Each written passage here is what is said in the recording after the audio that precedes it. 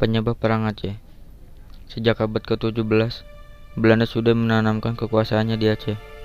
Hal itu karena Aceh merupakan pusat perdagangan yang ramai, dan Aceh juga memiliki banyak kekayaan seperti lada, hasil tambang, serta hasil hutan, sehingga Belanda ingin menguasainya untuk mewujudkan Pax Neerlandica.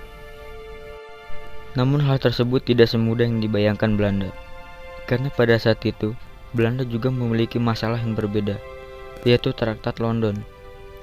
Traktat London adalah kesepakatan antara Inggris dan Belanda mengenai pembagian wilayah jajahan Nusantara dan Semenanjung Malaya. Berdasarkan traktat tersebut, Belanda tidak bisa mengganggu Aceh karena wilayah tersebut telah masuk wilayah jajahan Inggris.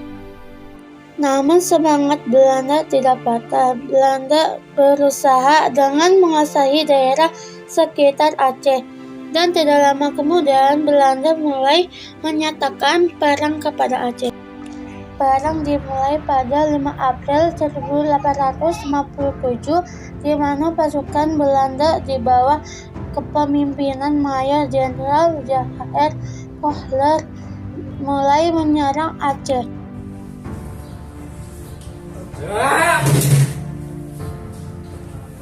Kita harus merebut Aceh dari jajahan Inggris. Siap, Jenderal. Dengan kekuatan yang ada, para pejuang Aceh pun tidak tinggal diam dan mampu memberikan perlawanan sengit.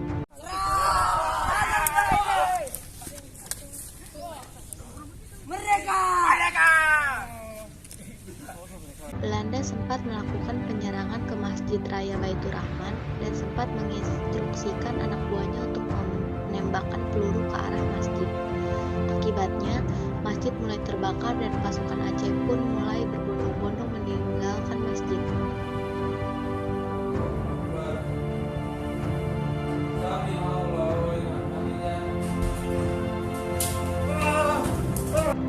Belanda akhirnya menguasai masjid pada tanggal 14 April 1873. Akhirnya kita bisa menguasai masjid ini. Namun Mayor Jenderal Kohler diketahui tewas dalam sengit pertempuran di masjid ini.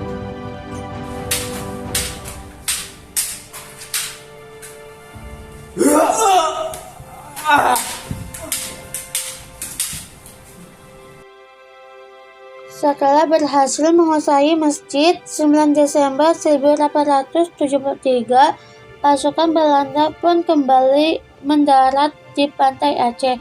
Pasukan ini dipimpin oleh Letnan Jenderal J. van Swieten, seorang pemimpin baru yang akan mengepalai pergerakan Belanda.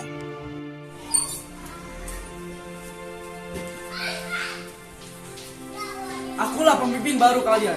Aku yang akan memimpin kalian untuk melakukan penjajahan di Aceh. Siap, Jenderal. Melihat kedatangan Belanda, pasukan Aceh pun tidak tinggal diam hingga akhirnya meluncurkan berbagai serangan.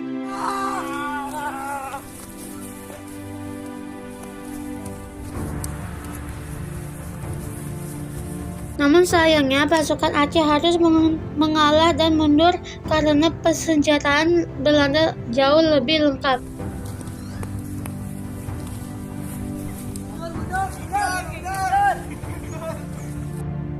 Pada tanggal 24 Januari 1874, pasukan Belanda kembali menduduki istana.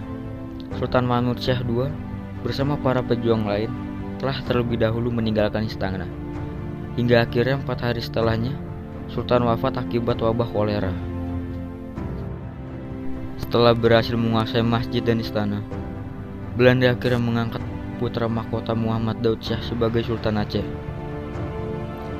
Namun karena beliau masih di bawah umur, Tuanku Hasim Bantamuda pun diangkat sebagai Waldia atau pemangku sultan sampai tahun 1884. Tidak berhenti sampai di sini. Belanda pun terus melanjutkan perang sampai ke daerah hulu. Posisi Letnan Jenderal van Swieten pun sudah digantikan dengan Jenderal Pel.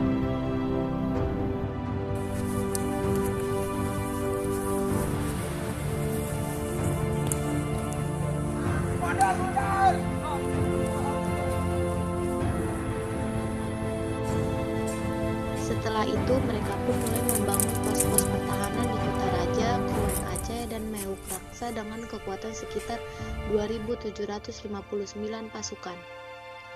Melihat pertambahan pasukan Belanda, pejuang Aceh pun tidak gentar dan tetap semangat. Kita tidak boleh gentar, meskipun pasukan Belanda yang bertambah akan tapi semangat kita tidak boleh padam. Di Aceh Barat, peperangan dipimpin oleh Teku Umar dan istrinya Cut Nyadin hingga meluasi sampai ke Maulabo. Aku akan memerdekakan bangsa ini.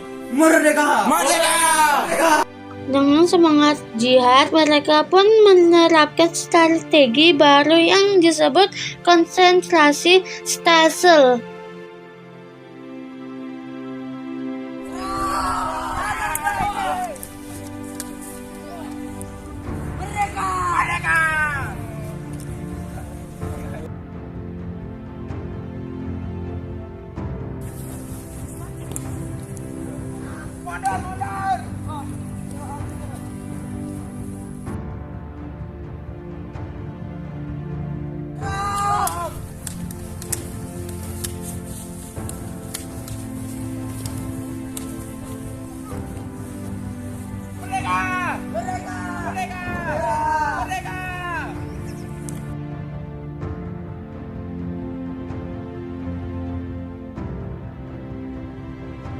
Di bagian Aceh Barat, Teku Umar pun juga merencanakan penyerangan besar-besaran ke Malabo.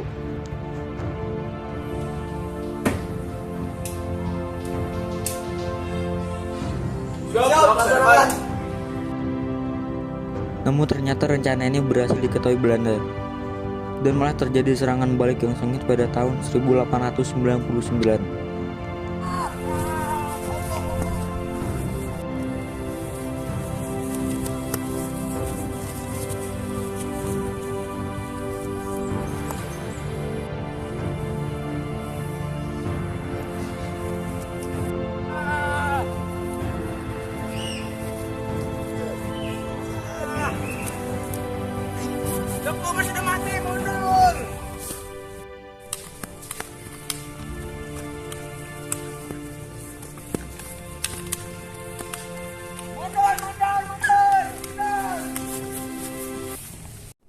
Akhir Perang Aceh.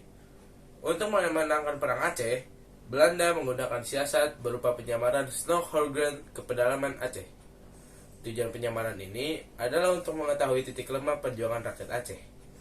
Selama 2 tahun menyamar, Snoek-Holmgren akhirnya bisa memberikan sejumlah usul kepada kerajaan Belanda untuk dapat mengalahkan Aceh. Usulan itu salah satunya dengan merebut hati rakyat Aceh.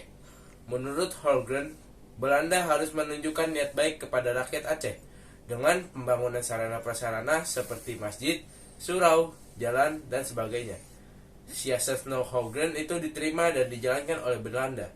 Alhasil, lambat laun Belanda dapat melemahkan kekuatan perlawanan Aceh. Perang Aceh diakhiri dengan surat perjanjian tanda menyerah atau Traktat Pender.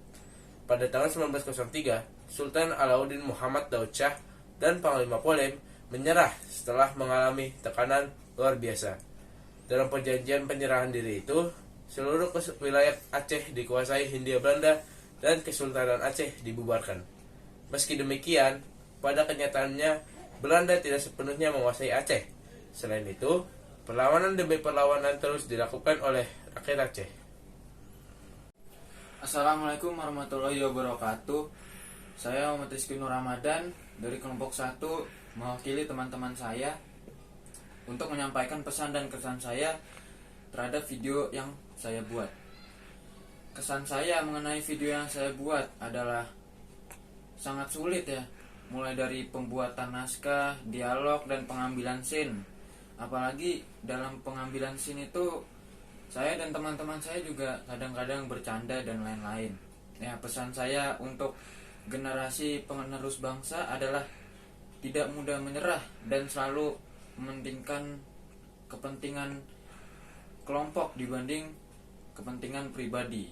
Karena pada hakikatnya adalah bangsa Indonesia terdiri dari banyak suku bangsa dan bahasa. Sekian dari saya dan sekian dari kelompok kami. Kurang lebihnya mohon maaf. Wassalamualaikum warahmatullahi wabarakatuh.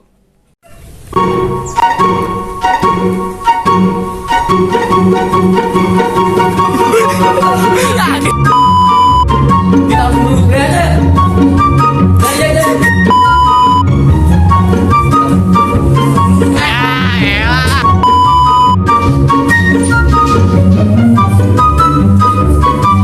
Akulah pemimpin baru kalian. Aku yang akan memimpin kalian untuk melakukan penjajahan di Aceh. Kamu yang goyang, cowok. Gini, cowok.